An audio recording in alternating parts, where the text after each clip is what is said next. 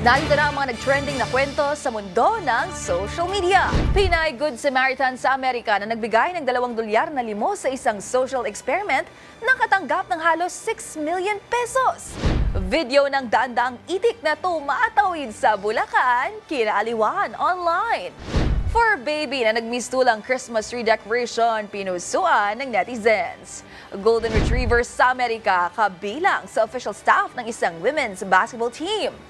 Pinakamalaking coral sa buong mundo na diskubre sa Pacific Ocean at Mocha Mousse inanunsyong 2025 Pantone Color of the Year.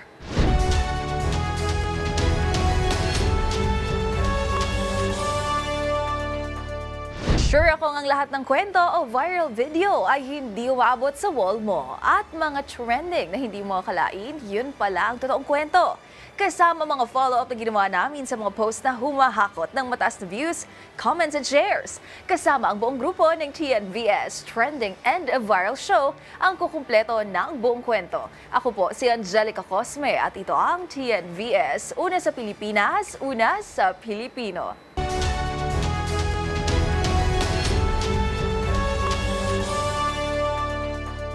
Para sa ating unang trending story, Code of Ethics. Isang grupo ng mga itik ang tumambad sa mga motorista sa isang kalye sa Pulilan, Bulacan. Ang mga itik sabay-sabay kasing tumatawid sa kalsada na tila mga estudyante sa kanilang field trip. Ang eksenang ito sa halip na kainisa ng mga motorista dahil sa naantala nilang biyahe ay kinaaliwan pa. Ang pagtawid na ito ng binansagang The Crowd, silipin sa trending report ni Rose Bobiera.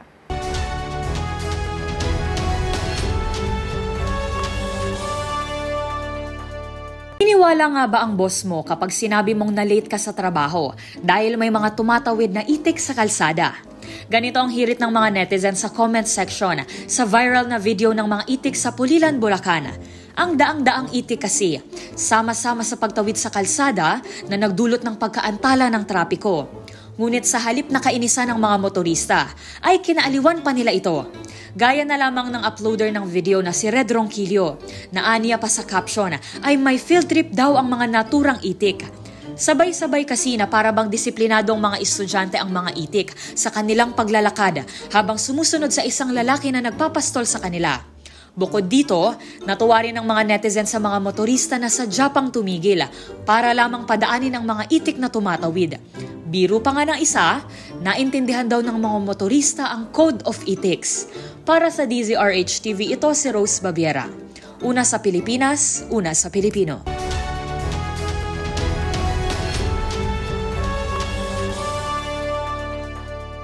Para sa ating next viral story, Christmas meownement.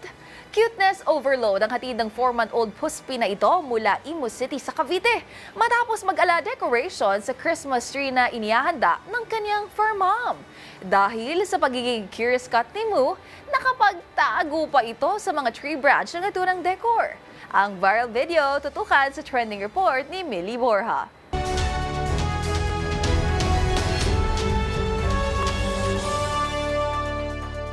From curious cat to Christmas decor. Ganyan ang tila nangyari sa 4-month-old puspin na ito mula Imus City, Cavite. Matapos mag-viral dahil sa kanyang pagtatago sa loob ng Christmas tree.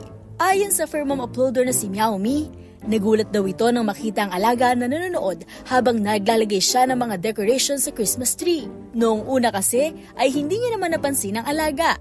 Pero nararamdaman niya na ang mayroong nakamasid sa kanya. Kwento nito, isang curious at playful cat daw talaga si Moo at mahilig siyang umakyat sa iba't ibang mga bagay.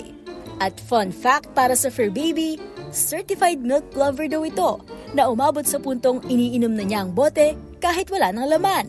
Hindi naman nakaligtas ang netizen sa charm ni Moo. Ang ilan, pabirong napatanong kung anong tawag sa naturang moving decoration. Ang iba naman, tinawag na star ng Pasko si Moo. Para sa DZRH TV, ito si Millie Borja, una sa Pilipinas, una sa Pilipino.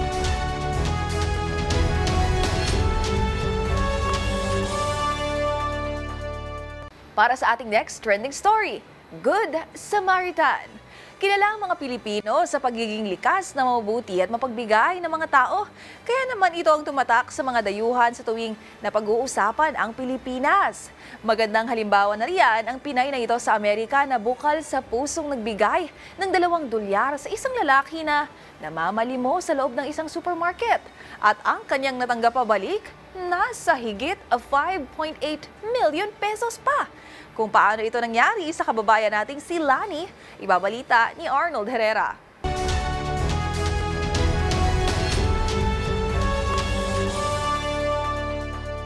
Anything today? Yes. I'm trying to get these. Do you have a spare dollar? Okay. Are you sure? All right, $1. I'm just $1 short for this. Thank you so much. $1 kapalit ng halos 6 na milyong piso. Nang dahil sa kanyang ipinamalas na kabutihan, ito ang unexpected plot twist na dumating sa buhay ng isang Pilipinas sa Amerika. Nag-viral kasi kamakailan ang kababayan nating si Lani nang malugod itong nagbigay ng $1 para sa isang lalaking namamalimos ng pambili ng cereal sa loob ng isang supermarket. Dito na nagpakilala ang lalaki bilang si Jimmy Darts, isang American content creator, at ang kanyang pamamalimos ay bahagi lang pala ng isang social experiment. Nang tanungin ito kung bakit walang atubili itong nag-abot ng tulong kay Jimmy, simple lang ang naging sagot ni Lani. You want cereal? Yeah, you're just so kind. Thank you. These are for you. Oh, that's for you. No, it's for you. Open it up. What is this? There's $1,000 for you.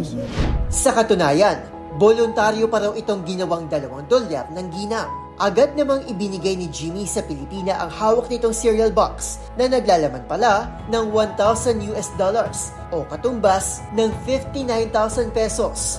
Dito na napaiyak si Lani na malaki ang pasasalamat lalo't may cancer pala ang kanyang asawa at malaking tulong para sa kanila ang natanggap na regalo. Dahil dito, agad naglunsad ng fundraising campaign ng content creator para makatulong kay Lani. At sa loob lamang ng isang araw ay kumalap sila ng aabot sa $50,000 o halos 3 milyong piso. I got a gift for you. In the last 24 hours, over $50,000 was donated for you. Yes. Malaki naman ang pasasalamat ito dahil tuloy pa rin daw ang pagpasok ng mga donasyon na kung susumahin ay papalo na sa halos 6 na milyong piso. Para sa DZRH TV, ito si Arnold Herrera. Una sa Pilipinas, una sa Pilipino.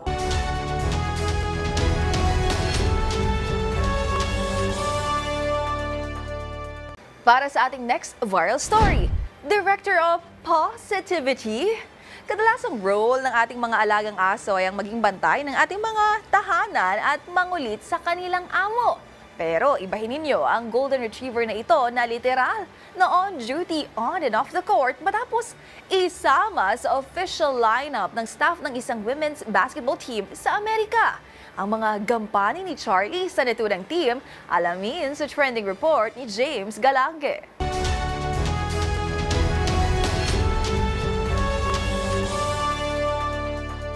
Kung akala ng karamihan, bantay lamang ng tirahan ang gampalin ng ating mga alagang aso. Gayon din ang kumain, magdumi, mangulit o di kayo makipaglaro kasama ang kanilang mga amo. Pero tila parang na-promote yata ang Golden Retriever nito mula Amerika matapos isama sa official lineup ng staff ng isang women's basketball team na Red Hawks. Kung saan inatasan lang naman si Charlie bilang Director of Positivity ng Montclair State University, kung saan on duty ang naturang aso para maghatid lamang ng good vibes sa mga manlalaro on and off the court. Kasama si Charlie sa mga practice ng team na nakikipaglaro mismo sa mga players. Ayon sa isa sa mga manlalaro, nakakatulong raw umano si Charlie bilang pampalipas ng kanilang stress at nakakapagbigay ng emotional support sa buong team tuwing practice, bago at pagkatapos ng kanilang mga laro. Sa kasalukuyan, 4-0 na ang naturang team sa kanilang athletic season at sino mag-aakala na ang isang aso ay isa sa mga susi ng mga panalong ito. Para sa DZRH TV, ito si James Galange, una sa Pilipinas, una sa Pilipino.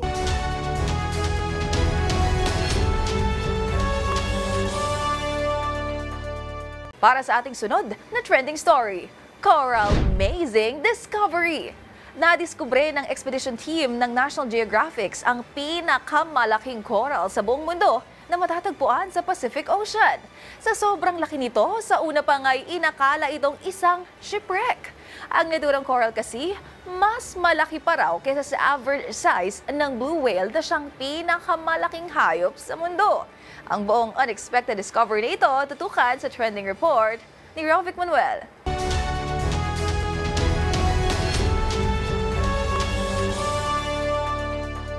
Natuklasan ng Pristine Seas Expedition Team mula sa National Geographic ang pinakamalaking coral colony sa buong mundo na kaya pang makita mula sa outer space. Ayon sa grupo ng mga researcher at scientist, noong una ay inakala nilang isang shipwreck ang natagpuan sa kanilang October expedition. Pero ang hindi nila inaasahan, isa pala itong coral colony sa karagatan ng Solomon Islands sa Pacific Ocean. Ang naturang coral may haba lang naman na 112 by 105 feet at may taas naman ng 16 feet na mas malaki pa umano sa blue whale na siyang largest animal sa buong mundo.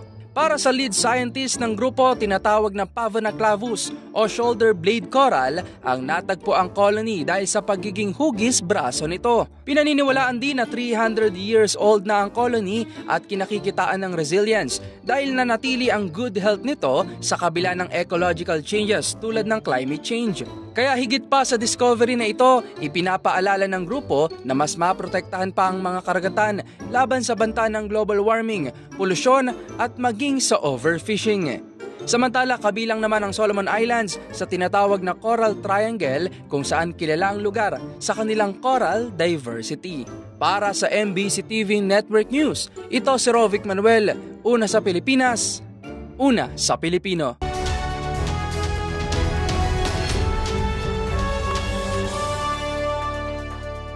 At para sa ating huling trending story, bukod sa music, artist at word of the year, isa pa sa mga inaabangan ng marami ay ang ipakikilalang Color of the Year.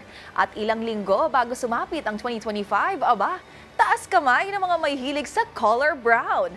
Yan ay dahil Mocha Mousse ang inanunsyo na Pantone Color of the Year para sa 2025. Narito ang aking report.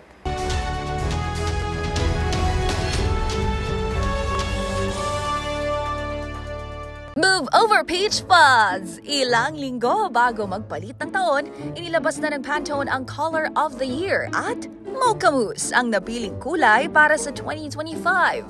Isa itong forming rich brown hue na may halin tulad niya sa delectable qualities ng kakao, tsokolate at kape na sumasalamin din sa pagiging earthy at elegante. Versatile choice of shading daw ito pagdating sa fashion, interior design at branding. Ayon pa sa Pantone Color Institute, Mocha Mousse presents a discreet and tasteful touch of glamour. Pero, kailan nga ba nagsimula ang pagpili ng Pantone Color of the Year? Taong 1999 nang inilunsad ito at cerulean o isang pale blue hue hango sa clear blue sky ang napili bilang first ever Pantone Color of the Year noong 2000, dubbed as the Color of the Millennium. Samantala, ilan pa sa mga naunang Pantone Color of the Year ay Illuminating and Ultimate Gray, Very Perry at Viva Magenta noong 2023. Ang pagpili sa Pantone Color of the Year ay dumadaan sa masusing pag-aaral at trend analysis ng color expert mula sa Pantone Color Institute.